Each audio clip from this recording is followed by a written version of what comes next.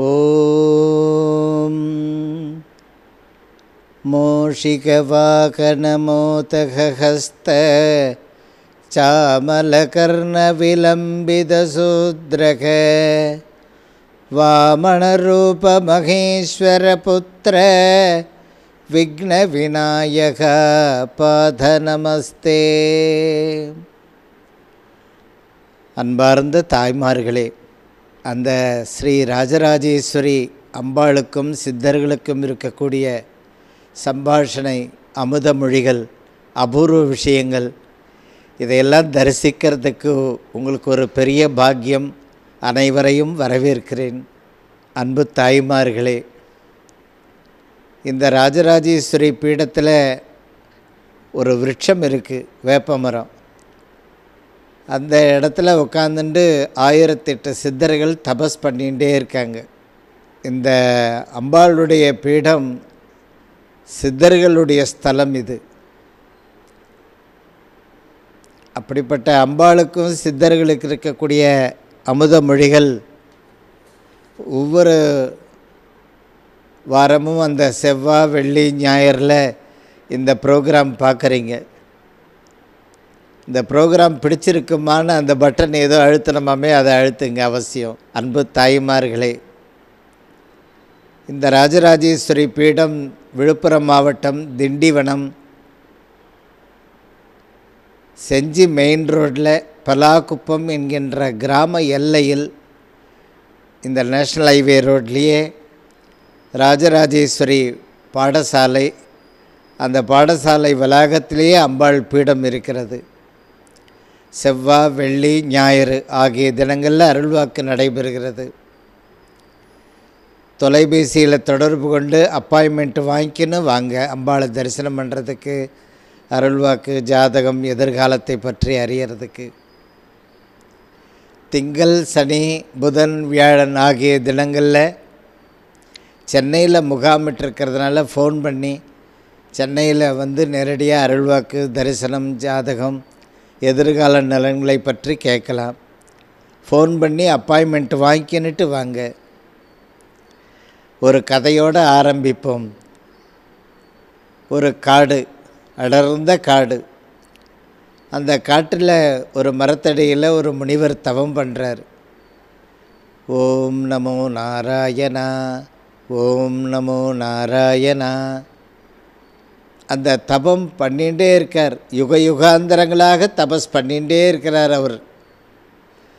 ஒரு காலகட்டத்தில் அவருடைய தவ வலிமை சத்தியலோகம், வைகுண்டம், கைலாயம் இந்த இடத்துலலாம் நேரடியாக போய் பகவானை தரிசனம் பண்ணுற அளவுக்கு அவருடைய தபஸு அபாரமான வளர்ச்சி ஏற்பட்டது. இன்னும் சொல்லப்போனால் அவருடைய தபஸில் அவர் இந்திர பதவியை அடைஞ்சிட்டார். அந்தளவுக்கு தேவேந்திர பதவியை அவர் அடைஞ்சிட்டார். அப்படி தவம் பண்ணினே இருக்கிறவரை ஒரு நாள் தேவேந்திரன் பார்த்தான். ஆஹா, நம்முடைய பதவியை அவர் அடைஞ்சிடுற அளவுக்கு தபஸ் முற்று பெற்று விட்டதே அப்படின்னு ஒரு குதிரையில் வேகமாக ராஜ உடையில் வந்து அந்த முனிவரண்ட வந்து, முனிவரே முனிவரேன்னார். என்னப்பா அப்படின்னு திரும்பி பார்த்தார். இந்தாங்க, இந்த தங்க வாழை பத்திரமா வச்சுக்கோங்க, நான் காசிக்கு போயிட்டு வந்து வாங்கிக்கிறேன். சரி, அதை கொடுத்து வாங்கி மடியில் வச்சுட்டு தேவேந்திரன் கிளம்பிட்டார் குதிரையில் மறுபடியும்.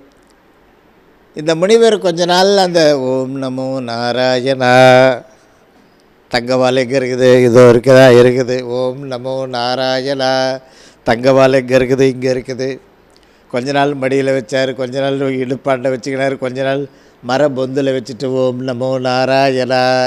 அவருடைய கவனமெல்லாம் இந்த தங்கவால் பேர்லேயே கவனம். இந்த கதைக்கும் மாணவ செல்வங்களுக்கும் ஒரு உண்மையான ரகசியம். நீங்கள் ஒவ்வொரு துறைகள்லையும் கடந்து வர வெற்றிகள், அதைவிட மிகப்பெரிய வெற்றி இருக்கிறது என்று தேடுதல், பிரயத்தனம், அதை அவசியம் பின்பற்ற வேண்டும் அனைவருமே.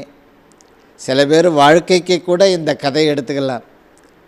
இன்னும் பெரிய அளவில் யோசனை பண்ணு, தேடு, பிரயத்தனப்படு என்று பெரியோர்கள் வாக்கு. அடிக்கடி சொல்லுவேன் குழந்தைகளுக்கு, உங்களிடத்தில் 2 கெட்ட பழக்கம் இருக்கிறது. ஒரு பழக்கம், கெட்ட பழக்கம் தூக்கம். 5 நிமிஷம் தாண்டா இருக்குது, பஸ்ஸு வந்துடுறா, ஸ்கூல் பஸ்ஸு, எழுந்துடுறா, 1 நிமிஷம் மம்மி அப்படின்வா. தூக்கம். அடுத்தது நாளைக்கு செய்கிறேன், அப்புறம் பண்ணுறேன் அப்படின்வா. இந்த சர்க்கரை கொஞ்சம் வாங்கி வந்துடுறேன், அப்புறம் வாங்கி வந்து தரேன் அப்படின்வா. ஹோம்ஒர்க் எழுதணுண்டா, உட்காந்து எழுதுற, அப்புறம் எழுதுகிற விளையாடிட்டு வந்து அப்படின்வா. அப்புறம் அந்த 2 கெட்ட பழக்கங்களையும் அகற்ற வேண்டும் குழந்தைகள். நல்ல பழக்கங்கள் பிரயத்தனம், முயற்சி எடுக்கணும். அடுத்தது நிதானம். ரொம்ப நிதானமாக வாழ்க்கையை கடைபிடித்து போகணும். வாழ்க்கையில் நிதானத்தை இழந்து போகக்கூடாது. நிதானமும் வேணும், பிரயத்தனமும் வேணும். இப்போ அபூர் விஷயத்துக்கு வருவோம். சரிம்மா, இந்த ஆலயத்தில் கோவில் வாசலில் நுழைவு வாயில் ராஜகோபுரத்தை கடந்து உள்ளர போகும்போது இந்த முதல்ல ஒரு கொடிமரம் இருக்குமா, பிரம்மாண்டமான கொடிமரம்.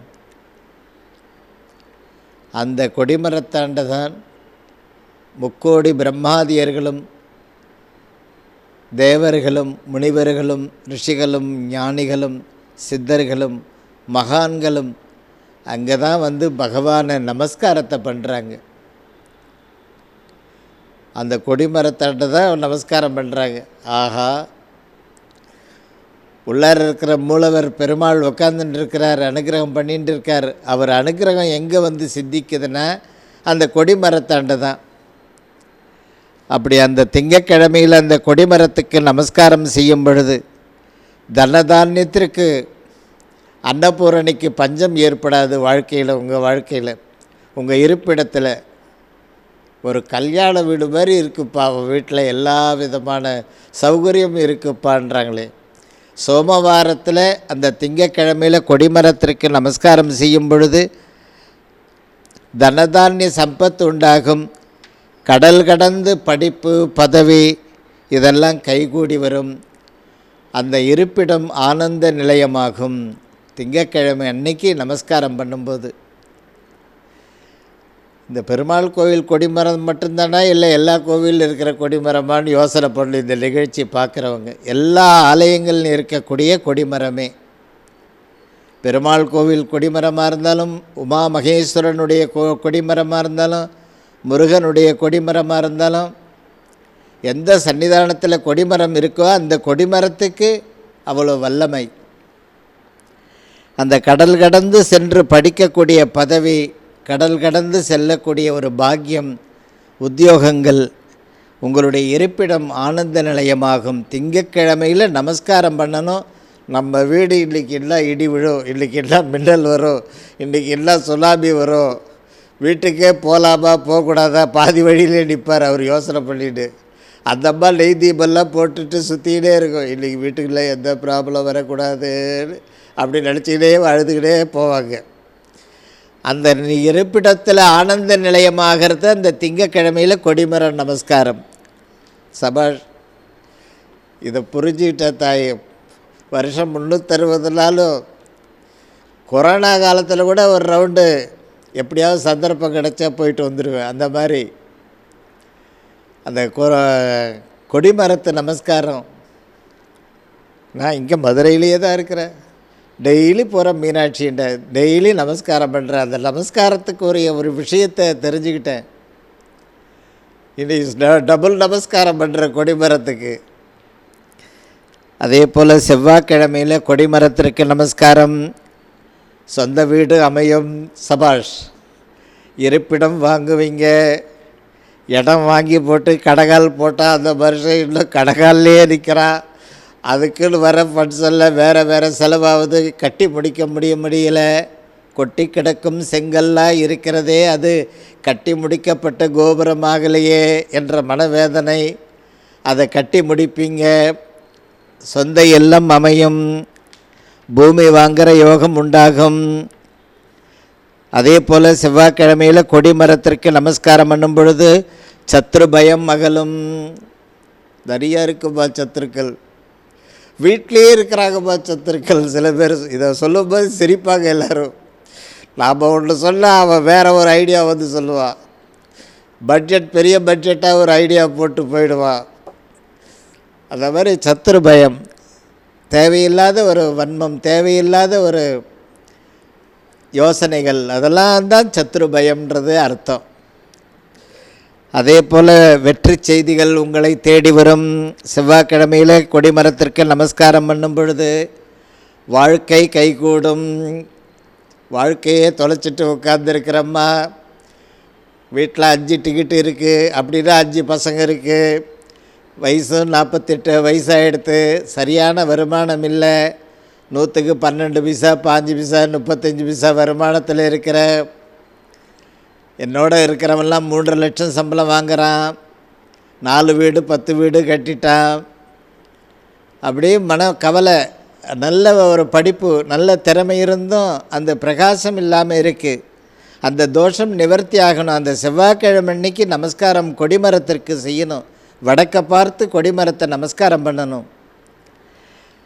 அதனால் அவர்களுடைய வாழ்க்கை நல்லபடியாக கைகூடும், வாழ்க்கை கைகூடும், கல்யாணம் முடிஞ்சிடும். ரைட்டு, வாழ்க்கைன்னும்போது எல்லாமே இருக்குது. புருஷன், பொண்டாட்டி, மழலை செல்வம், அந்தஸ்து, சொசைட்டியில் மதிப்பு, எல்லாம் தான் வாழ்க்கை என்பது பொருள். இது அத்தனையும் உங்களுக்கு திருப்பி கிடைத்துவிடும். புதன்கிழமை நமஸ்காரம் பண்ணுறது, கொடிமரத்திற்கு வடக்க பார்த்து. அவள் படிக்கிறான், வீட்டில் அவ்வளோ உழுந்து படிக்கிறாங்க, எழுதும்போது பயமாக இருக்குன்றான். அந்த படிப்பு வர்றதுக்காக கொடிமரத்திற்கு நமஸ்காரம். அதே மாதிரி அபார மார்க் எடுக்கிறது, சப்ஜெக்டில் எல்லாத்துலேயும் நல்ல மார்க் எடுக்கிறது. அதே மாதிரி 10th +1 +2 இந்த நீட் தேர்வுன்னு சொல்கிறீங்களே, எல்லா துறைகளிலும் வெற்றி வாகை சூடுவார்கள். கொடிமரத்திற்கு புதன்கிழமை நமஸ்காரம் பண்ணணும் வடக்க பார்த்து. 3 ஆண்டு படிப்பு, 5 ஆண்டு பட்ட படிப்பு, டபுள் டிகிரி, எல்லாத்துக்கும் ஒரு கிரீன் சிக்னல் வாழ்க்கையில் கைகூடும். மத்திய மாநில அரசுத்துறை, பன்னாட்டு நிர்வாகத்துறை, இந்த புதன்கிழமை, புதனுக்கு எவ்வளோ பவர் பாருங்கள். மத்திய மாநில அரசு பதவி, பன்னாட்டு நிறுவன பதவி, ஜஸ்டிஸ் ஆகிறதும், விஞ்ஞானி ஆகிறதும், ஆசிரியராகிறதும், முதல்வராகிறதும், இந்த மாதிரி உயர்ந்த படிப்புகள், உயர்ந்த பதவிகள் புதன்கிழமை அன்னைக்கு கொடிமரத்திற்கு நமஸ்காரம் பண்ணணும். எந்த கோவிலாக இருந்தாலும் பரவாயில்லை. அந்த நமஸ்காரம் பண்ணும் பொழுது எத்தனை விதமான குழந்தைகளுக்கு உங்கள் வாழ்க்கையில் அந்த கனி உங்கள் மடியில் அந்த வெற்றி கனி விழும். அதே மாதிரி புதன்கிழமை நமஸ்காரம் பண்ணுறவங்க படிப்பு துறையில் டாக்டர் பட்டம் வாங்கிடுவாங்க. கொடிமரத்திற்கு வடக்க பார்த்து நமஸ்காரம் பண்ணணும். அன்பு தாய்மார்களே, அம்மா வியாழக்கிழமை அன்னைக்கு என்ன சொல்லுங்கள், பல வசதி வரும். இம்பார்ட்டண்ட் இப்போ தான் சப்ஜெக்ட்டுக்கே வரார் அடிகளர். ஒவ்வொரு விஷயத்தில் எல்லா வகையிலையும் லட்சுமி கடாட்சத்தையே பேசிகிட்டு இருப்பார். 6 நிமிஷம் ஓடி எடுத்து இன்னும் லட்சுமி கடாட்சத்தை பேசலையேன்னு வைங்க. இப்போ தான் வந்திருக்கேன், வியாழக்கிழமை கொடிமர நமஸ்காரம் வடக்க பார்த்து. பண வசதி உண்டாகும், எதிலும் வெற்றி உண்டாகும். இன்றைக்கி காவல், நாளைக்கு தான். ஏன் 500 ரூபாய் வாங்கிக்கிட்டு 2 டப்பா டிஃபனை வாங்கிட்டு போனேன். மணி 4 மணிக்கு வைக்கிறேன், வந்து நிற்கிறேன், டிஃபனை திறந்த அந்த சாப்பாடெல்லாம் அப்படியே இருக்கேன். மனசு சரியில்லை, எனக்கு போகிற வேலை வெற்றி ஆகலை அப்படின்றாங்க. அந்த போகிற வேலை வெற்றி ஏற்படும். எந்த நோக்கத்துக்காக போகிறீங்களோ அதை வெற்றி செய்திகளாக மாற்றும். அந்த கொடிமரத்திற்கு வியாழக்கிழமை நமஸ்காரம் பண்ணுறது. உங்கள் துறையில் நீங்கள் பாஸ் ஆவீங்க. ஆஹா, அதை முக்கியமாக சொல்லுங்கள். வாழ்க்கையில் ஏணியாகவே இருக்கிறேன், நான் இன்னும் ஏணி மேலேயே ஏறலை. சில பேர் சொல்லுவாங்க 50 வயசு ஆகிடுத்து, நான் இன்னும் ஏணியாக தான் இருக்கிறேன், எல்லாம் என்னை வச்சு ஏறிடுறானுங்க. அந்த வாழ்க்கையில் அந்த ஒரு தலைமை பண்புகள் தேடி வரும். ஐஸ்வர்யம் வீட்டில் நிரம்பி வழியும். இவ்வளோண்டு நெய் டப்பா, ஒரு திரி, ஒரு ஒத்திப்பிட்டு எடுத்து வாசலில் ஒரு அகல் போட்டு விளக்கேற்றிட்டு, கண்ணீர் மல்க கற்பகமே பார்த்துக்கோ, அப்படின்னு சுற்றிட்டு போவாங்க. அந்த வியாழக்கிழமை அன்றைக்கி அந்த கற்பகம் எதிரில் இருக்கிற கொடிமரம் இருக்கே, அன்னை மீனாட்சி எதிரில், காமாட்சி எதிரில், கணபதியான் எதிரில் இந்த கொடிமரம் எங்கே இருக்கோ அங்கே ஒரு நமஸ்காரம் வியாழக்கிழமை அன்றைக்கி பண்ணுங்க. வீட்டில் ஐஸ்வர்யம் நிரம்ப ஆரம்பிச்சிடும். தைரியலட்சுமி மட்டும் இருக்கே, மற்ற 7 லட்சுமி அங்கேயே இருக்குது, வர்றதுக்கே பயப்படுது பாடுறீங்களே, அந்த அஷ்டலட்சுமியினுடைய கடாட்சம் ஏற்படும் வியாழக்கிழமை அன்றைக்கி கொடிமரம் நமஸ்காரம். 7 தலைமுறைகள் இருக்கக்கூடிய பாபங்கள் அகலும். வியாழக்கிழமையில் கொடிமரத்துக்கு நமஸ்காரம் பண்ணும் பொழுது அவ்வளோ பெரிய பாபங்கள், 7 தலைமுறையில் இருக்கக்கூடிய பாபங்கள் நிவர்த்தியாகும். அருள் செல்வம் பொருள் செல்வம் கைகூடும். சுபமஸ்து. இந்த வியாழக்கிழமை அன்றைக்கி கொடிமரத்தை நமஸ்காரம் பண்ணும்போது அருள் செல்வமும் பொருள் செல்வமும் கைகூடும். இதுக்கு ஒரு சின்ன இடையில் ஒரு கதையை சொல்லிடுறேன். யமலோகத்தில் யமதர்மராஜா, அதில் மாமன்றம் நடக்குது. சித்திரகுப்தன் எல்லாருக்கும் தீர்ப்பு வாசிச்சுன்னு வரார். யமதர்மராஜா ஆமோதிக்கிறார். அப்படி ஆகட்டும் ததாஸ்துன்றார். அதில் ஒரு கட்டத்தில் 2 பேர் வராங்க. அதில் ஒரு ஆத்மா ஒரு வணிக செட்டியார். அவர் என்ன பண்ணார், அவ்வளோ பெரிய செல்வந்தராக இருந்தாலும் அந்த வணிகர் அரைனாக்கா அந்த நகாத்தனை செல்வம் கூட யாருக்கும் கொடுக்க மாட்டார். ரொம்ப கருமி. அப்படியே இந்த 2 பேரும் வந்து நிற்கும்போது ஒருத்தர் அந்த வணிகருக்கு முக்தி நிலை தரணும், அவருக்கு என்ன செய்யலாம், எண்ணெயில் போட்டு வறுக்கிறதா இல்லை அவரை தொழுமாட்டை வச்சு அடிக்கிறதா, என்ன செய்யணும் அதை செய்கிறது அப்படின்னு கேள்வி கேட்டுனே இருக்கும் பொழுது இந்த வணிகர் சொர்க்கத்திற்கு போகணும்னு எழுதியிருக்குதுன்னு. எப்படின்னா அவன் தான் வாழ்நாள் பக்கத்தில் இருக்கிற ஆத்மா சொல்லுது. கோவிந்தசாமி சொல்கிறான், அடியோ அவன் செட்டியார், அவன் 4 கொடுக்க மாட்டேறான். அப்படி பொறுத்தருள வேண்டும். அம்மா எப்பயுமே இந்த இனம் ஜாதி பற்றி பேசக்கூடாதுன்னு ஒரு விரதத்தில் இருக்கிறேன் எப்பயுமே. அதனால் கதைக்கு தான் இது பொருந்தும். அதனால் எதையும் மனசில் எதுவும் பொருள்படுத்திக்காதீங்க யாரும். அப்படி பக்கத்தில் இருக்கிற அந்த வணிகர் யாருக்குமே அரைனா கூட கொடுக்க மாட்டார். இவரை போய் சொர்க்கத்துக்கு அனுப்புறீங்களே அப்படின்றார். அப்போ அதுக்கு சித்திரகுப்தன் சொல்கிறான், இந்த வணிகர் சிவபெருமானுடைய ஆலயத்தை வலம் வரும் பொழுது அவர் கையில் கொஞ்சோண்டு சுண்ணாம்பு இருந்தது. அந்த சுண்ணாம்பை அந்த செவுத்தில் தடவிட்டு போனார். அந்த கோவில் சிவனுடைய ஆலயத்திற்கு கோவில் வளாகத்திற்கு அந்த பொது இடத்துக்கு சுண்ணாம்பு கையால் தடவனா இல்லை சுண்ணாம்பு. அதனால் அவன் சொர்க்கத்துக்கு போய் தான் ஆகணும்னு விதி. அதனால் சொர்க்கத்துக்கு அனுப்பிட்டாங்க. இந்த கதையில் ஒரு சூக்ஷமம் என்னென்னா, அந்த வியாழக்கிழமை அன்னைக்கு அந்த கொடிமரத்திற்கு நமஸ்காரம் பண்ணும் பொழுது உங்களுடைய வீட்டில் ஐஸ்வர்யம் நிரம்ப ஆரம்பித்து விடும். இந்த சுண்ணாம்பு ஒரு உதாரணமாக எடுத்துக்கோங்க. நம்ம சான்றோர்கள் சொன்ன ஒவ்வொரு நீதி வாக்கியமும் தப்பே இல்லை, கரெக்டாக இருக்கும் எல்லாமே, எந்த காலத்துலேயுமே. அந்த அறமானது அந்த கோவிலுக்கு போய் வியாழக்கிழமை நமஸ்காரம் பண்ணும் பொழுது, அறத்தை பற்றி சிந்திக்கும் பொழுது நமக்குடைய வீட்டில் ஐஸ்வர்யம் நிரம்ப ஆரம்பித்து விடும். அன்பு தாய்மார்களே, அந்த வியாழக்கிழமை நமஸ்காரம் பண்ணும் பொழுது தெய்வ அனுகிரகம், குலதேவதையினுடைய அனுகிரகம் உண்டாகும். அடுத்தது வெள்ளிக்கிழமை நமஸ்காரம். தங்கம், ஐயோ பயமாக இருக்குது, தங்கம்னு சொல்லாதீங்கம்மா அப்படின்வாங்க.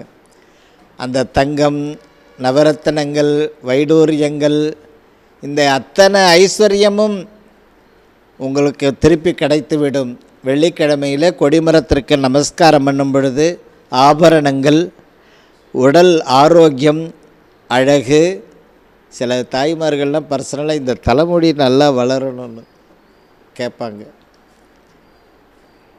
அந்த உடல் ஆரோக்கியம் சௌபாகியத்தில் அடங்கினது தலைமுடி. அந்த சௌபாகியங்கள் நிறைந்திருக்கும். அதே மாதிரி உங்களுடைய உடம்பில் நரம்பு சம்பந்தப்பட்ட பிரச்சனைகள்லாம், அந்த நரம்பு சம்பந்தப்பட்ட பிரச்சனைகள் அகலும். ஆரோக்கியமான வாழ்க்கை உண்டாகும். அந்த வெள்ளிக்கிழமை அன்னைக்கு கொடிமரத்தை வடக்க பார்த்து நமஸ்காரம் பண்ணணும். அழகான மனைவி. அதை பார்க்கும்போது எல்லாரும் இப்படி திரும்பி பார்ப்பாங்க. அப்படி தலை ஆட்டுவார் சில பேர். அழகான மனைவின்னு அடிகளார் சொல்கிறாரு, இந்த பக்கம் அம்மா குடும்ப தலைவியை பார்த்துட்டு அவர் தலை ஆட்டுவார். அப்படிப்பட்ட ஒரு நல்ல சௌபாகியவதியான வாழ்க்கை துணைவி, சர்வலட்சணம் பொருந்திய நல்ல எதிர்கால கணவன், இந்திரனைப் போல வாழ்க்கை தரம், தேவேந்திரனைப் போல வாழ்க்கை தரம். வாழ்க்கையில் சிக்கல் இல்லாத சூழ்நிலை. சிக்கலாக இருக்குது சாமி அப்படின்றாங்க. அந்த சிக்கல்லாம் நிவர்த்தியாகும். வாழ்க்கை பயணம் சிறப்பாக கைகூடும். நீங்கள் என்ஜாய் பண்ணுற அன்றாட வாழ்க்கை நல்லா இருக்கும். அதே மாதிரி சனிக்கிழமையில் கொடிமரத்திற்கு வடக்க பார்த்து நமஸ்காரம் பண்ணும் பொழுது ஆயுள் பலம், ஆரோக்கிய பலம் உங்களுக்கு திருப்பி கிடச்சிடும். 60 to 70, 70 to 80, 80 to 96 இந்த மாதிரி சஷ்டியப்த பூர்த்தி, பீமரத சாந்தி, சதாபிஷேகம் இதையும் கடந்த ஒரு வாழ்க்கை தரம், நல்ல ஆயுள் பாவம், ஆரோக்கியம், இந்த சௌபாகியமெல்லாம் கிடைக்கும். சனிக்கிழமை அன்னைக்கு கொடிமரத்துக்கு நமஸ்காரம் பண்ணும் பொழுது ஆயுள் பலம், ஆரோக்கிய பலம், அந்த 3 நிகழ்ச்சிகள் வாழ்க்கையில் சுபம் கைகூடும். உங்களை சுற்றி இருக்கிற கெட்ட நேரம் நிவர்த்தியாகும். முதல்ல சனிக்கிழமை அன்னைக்கு முதல்ல கிளம்புடா, முதல்ல வாடா உள்ள. எந்த வேலை போனாலும் சண்டையாக வர, எந்த வேலை எடுத்தாலும் தோல்வியாக வர, எது கிடைச்சாலும் உனக்கு அடுத்தல பக்கத்தில் இருக்கிறவனுக்கு கிடைக்கிறதே தவிர உனக்கு கிடைக்கல. அவன் மகாமண்டு, அவளுக்கு கிடைச்சிடுது, நீ அவ்வளோ அறிவாளியாக இருக்க அப்புறம்ன்றாங்க. இன்டர்வியூவில் எழுதுகிற எக்ஸாமில் அப்புறம்னு வருது. அதான் அப்புறம்னா என்ன, இன்னும் 3 மார்க்கு 7 மார்க்குன்னு இப்படியெல்லாம் போகுது. அந்த சனிக்கிழமை அன்னைக்கு கொடிமரத்தை நமஸ்காரம் பண்ணும்போது நம்மளை சுற்றி இருக்கிற கெட்டதெல்லாம் நிவர்த்தியாகும். வெற்றியை உறுதி செய்வீங்க. அடுத்தபடியாக ஞாயிற்றுக்கிழமை அன்னைக்கு கொடிமரத்துக்கு வடக்க பார்த்து நமஸ்காரம் பண்ணும்போது உயர்ந்த பதவிகள், அதாவது சனி என்பது கொடுக்கக்கூடியவன், அவன் கொடுக்கக்கூடிய ஐஸ்வர்யம் வாழ்நாள் முழுவதும் நம்மளிடத்தில் நிலைத்து இருக்குமாம். மனைவி, மக்கள், பதவி, வீடு வாசல், அவளை சுற்றி இருக்கிற ஐஸ்வர்யம், நம்ம முன்னோர்கள் தேடி சம்பாரித்து வச்ச அந்த ஐஸ்வர்யம் எல்லாமே நம்ம இடத்துல நிலைத்து இருக்குமாம்.